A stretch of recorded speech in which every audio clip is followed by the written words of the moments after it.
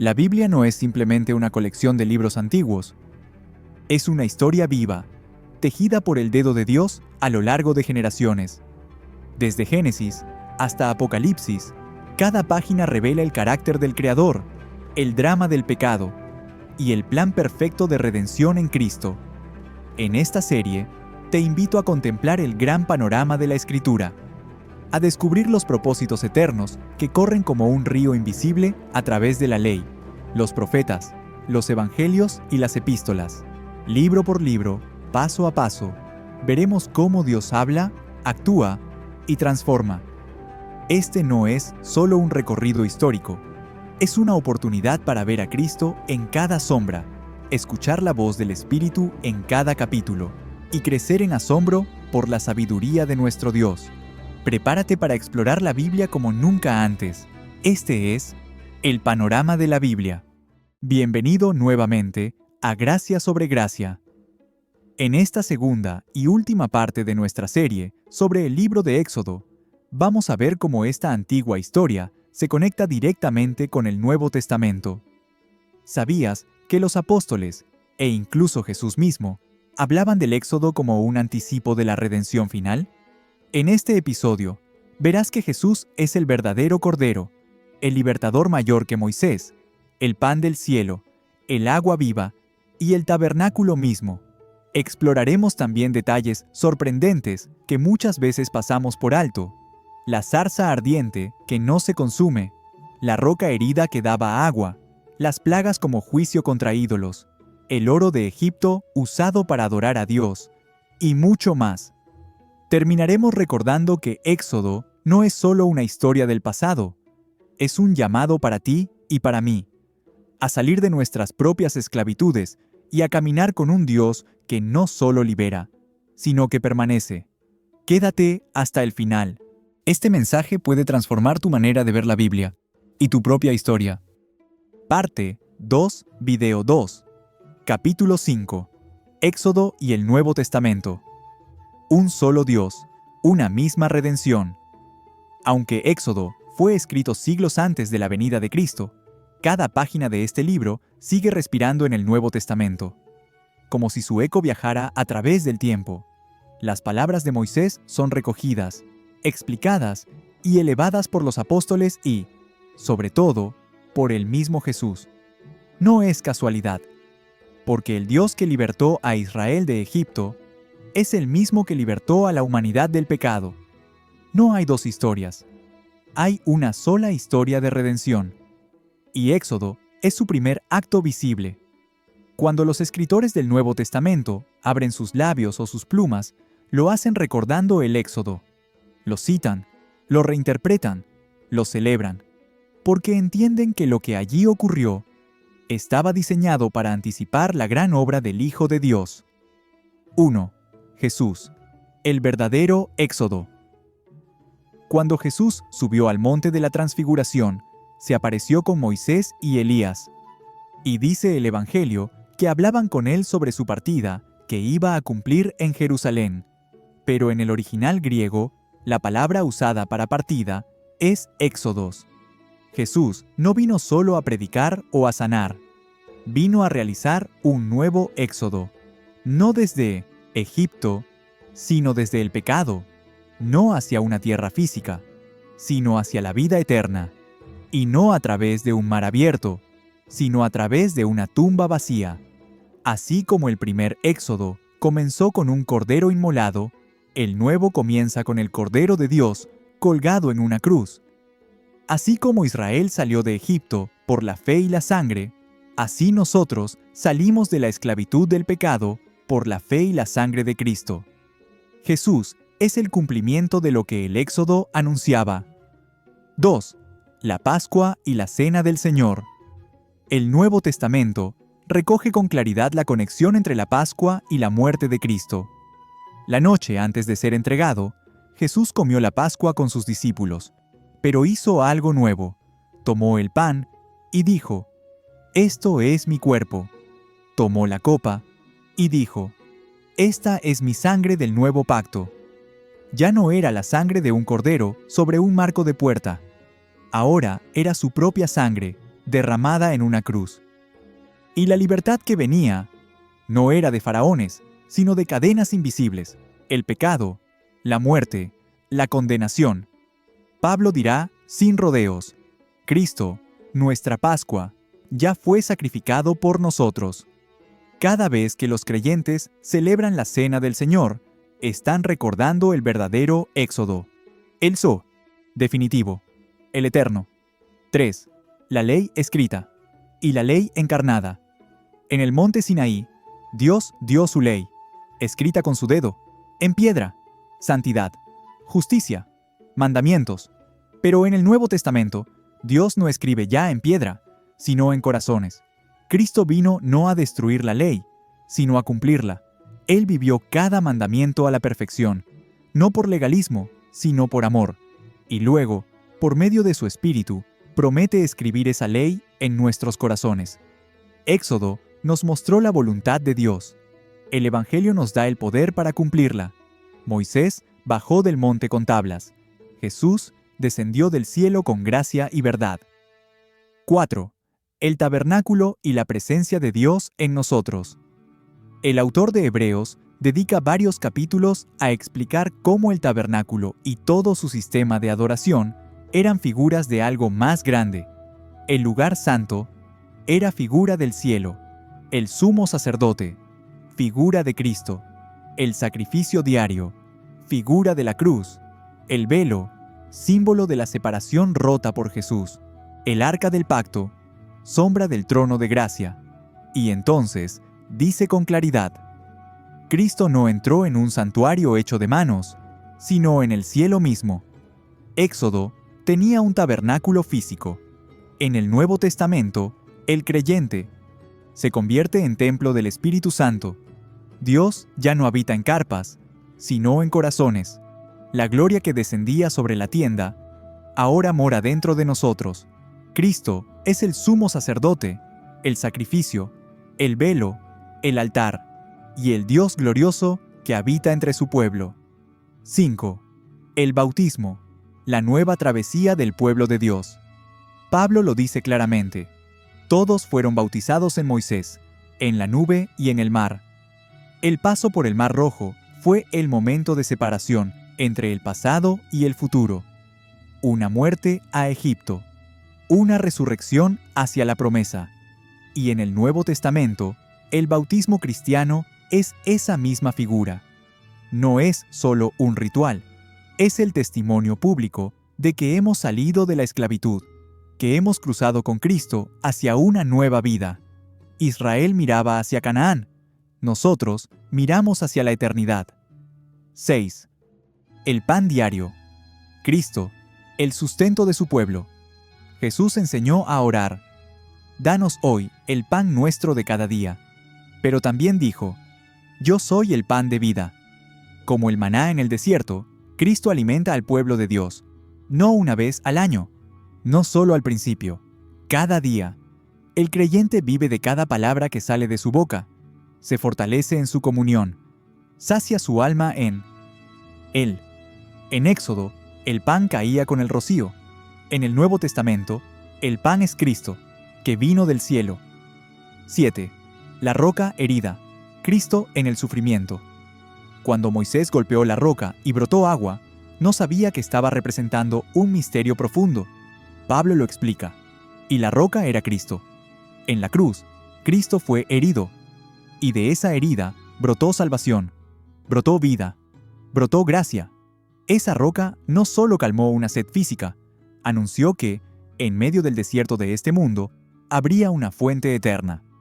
Jesús gritó en la cruz, «Tengo sed», para que tú y yo jamás volvamos a tener sed espiritual. Conclusión de este capítulo. Éxodo y el Nuevo Testamento están unidos como el amanecer y el mediodía. Uno anuncia la redención, el otro la cumple. Uno revela la promesa, el otro la presencia. El Cordero es Cristo. El Libertador es Cristo. El pan es Cristo. El agua es Cristo. El tabernáculo es Cristo. El camino es Cristo. La meta es Cristo. Todo Éxodo, con su gloria y su polvo, con su sangre y su fuego, con su ley y su nube, encuentra su verdadero significado en el Hijo de Dios. Cristo no repite el Éxodo, lo supera, lo corona, lo eterniza. Capítulo 6. Curiosidades teológicas en Éxodo. Secretos de Des AC. La luz del fuego Éxodo es como una mina. Cuanto más se excava, más tesoros aparecen. A simple vista, es una historia de esclavos y milagros, de leyes y desiertos. Pero si nos detenemos, si miramos con atención, descubrimos joyas teológicas escondidas entre líneas. Pequeños detalles que nos muestran la sabiduría, la paciencia y la gloria de Dios. Vamos a recorrer juntos algunas de estas curiosidades que quizás no habías notado, pero que están allí, esperando ser contempladas. 1. La zarza que ardía y no se consumía. La primera aparición directa de Dios en Éxodo ocurre en algo tan simple como un arbusto. Pero no era un arbusto cualquiera, era una zarza ardiente, que no se consumía. ¿Por qué Dios elige aparecerse de esa manera? Porque allí hay un símbolo profundo. El fuego representa la presencia divina, la santidad, la pureza, y la zarza, humilde, seca, común, representa al hombre. Pero este arbusto arde sin ser destruido. ¿Qué nos dice esto? Que el Dios Santo puede habitar entre su pueblo, sin consumirlo, que la gracia puede envolver al pecador, sin aniquilarlo, y que incluso lo más débil y común, como una zarza del desierto, puede convertirse en un altar de encuentro si Dios está allí. 2. Yo soy el que soy, el nombre que nunca se agota. Cuando Moisés pregunta cómo debe llamar al Dios que lo envía, recibe una respuesta única: Yo soy el que soy. Este nombre, en hebreo, revela la naturaleza eterna, autoexistente e inmutable de Dios. No necesita origen, ni explicación, ni justificación. Simplemente es. No cambia, no se agota, no depende de nada ni de nadie. Y esta declaración se convierte, siglos después, en la raíz de las palabras de Jesús cuando dice: Antes que Abraham fuese, yo soy. Éxodo no solo revela que Dios existe, revela quién es, el eterno, el infinito, el que está siempre presente, siempre fiel, siempre suficiente. 3. Dios salva bebés para salvar naciones. La historia del nacimiento de Moisés no es casualidad. Un decreto real había ordenado matar a todos los varones hebreos. Pero Dios, en su soberanía, levanta a mujeres valientes, las parteras, la madre de Moisés, su hermana, incluso la hija del faraón, para preservar una vida. Un bebé flotando en el Nilo, en una cesta de juncos, se convierte en el instrumento de redención de una nación entera. Dios usa lo pequeño para hacer lo grande, lo débil para avergonzar lo fuerte, lo oculto para manifestar su gloria. Y esto apunta al futuro. Otro niño, perseguido por un rey, ocultado por su familia, vendrá a salvar no solo a un pueblo, sino al mundo entero. 4. El endurecimiento del corazón de Faraón. Una de las secciones más misteriosas de Éxodo es esta. Varias veces dice que Faraón endureció su corazón, y otras veces que Dios endureció el corazón de Faraón. ¿Qué significa eso? ¿Fue Faraón responsable? ¿O fue Dios quien lo manipuló? La respuesta no es simple, pero es profunda. Dios no le robó a Faraón su voluntad. Lo dejó seguir el camino que ya había elegido, pero también lo usó, como instrumento, para mostrar su poder y su gloria.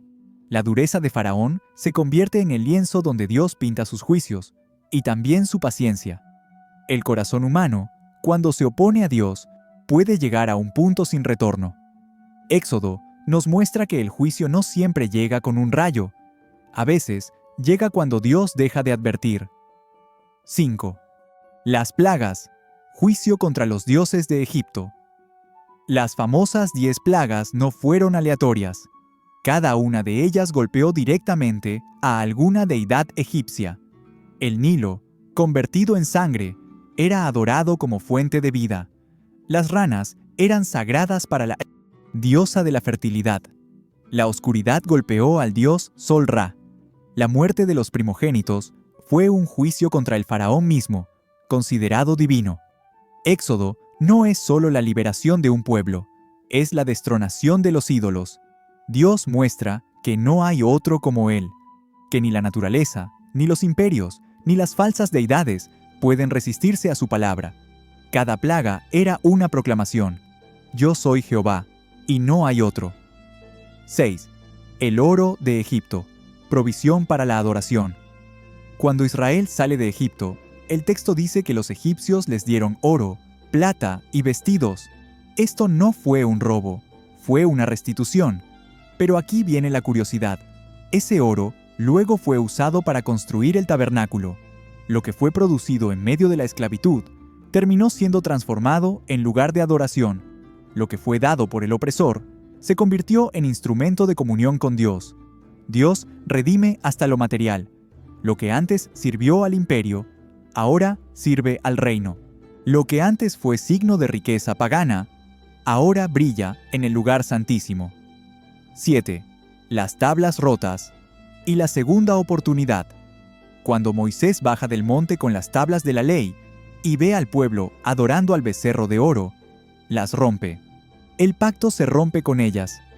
Pero luego, en un acto impresionante, Dios manda escribir otras nuevas y renueva el pacto. La escena de las tablas rotas y restauradas es una imagen viva de la gracia. Dios no abandona. Aunque el pueblo haya fallado, aunque Moisés haya arrojado las piedras al suelo, Dios vuelve a escribir, porque su misericordia es más fuerte que nuestra idolatría, y su propósito no será frustrado. 8. La nube y el fuego, guía sobrenatural en cada paso. Desde la salida de Egipto, el pueblo no caminó solo. Una columna de nube los guiaba de día.